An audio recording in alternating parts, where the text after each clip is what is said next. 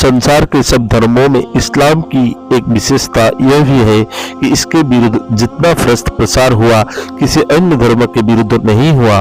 सबसे पहले तो महाइस्दूत मोहम्मद सल्लल्लाहु अलैहि वसल्लम साहब की जाति कुरैशी ने इस्लाम का विरोध किया और अन्य कई साधनों के साथ भ्रष्ट प्रसार और अत्याचार का साधन अपनाया।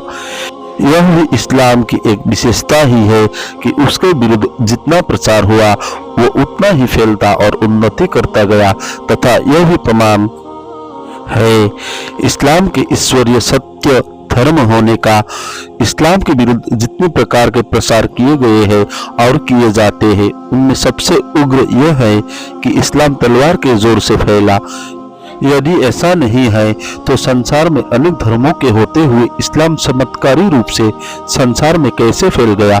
इस प्रश्न या शंका का संक्षिप्त उत्तर तो यह है कि जिस काल में इस्लाम का उदय हुआ उन धर्मों के आचरणहीन अनुयायियों ने धर्म को भी भ्रष्ट कर दिया था।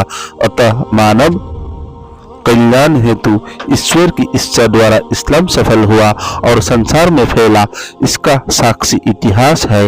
इस्लाम को तलवार की शक्ति से प्रसारित होने बताने वाले लोग इस तथ्य से अवगत होंगे कि अरब मुसलमानों के गैर मुस्लिम विजेता तातारियों ने विजय के बाद विजित अरबों का इस्लाम धर्म स्वयं ही स्वीकार कर लिया। ऐसी विचित्र घटना कैसे घट गई? तलवार की शक्ति जो विजेताओं के पास थी वो इस्लाम से विजित क्यों हो गई? मुसलमानों का अस्तित्व भारत के लिए वरदान ही सिद्ध हुआ। उत्तर और दक्षिण भारत की एकता का श्रेय मुस्लिम साम्राज्य और केवल मुस्लिम साम्राज्य को ही प्राप्त है। मुसलमानों का समतावाद भी हिंदुओं को प्रभावित किए बिना नहीं रहा। अधिकतर हिंदू सुधारक जैसे रामानुज, रामानंद, नानक, चैतन्य आदि मुस्लिम भारत की ही देन है। भक्ति आंदोलन जिसने कट्टरता को बहुत कुछ नियंत्रित किया। सिख धर्म और आर्य समाज जो एकेश्वरवादी और समतावादी है, इस्लाम ही के प्रभाव का परिणाम है।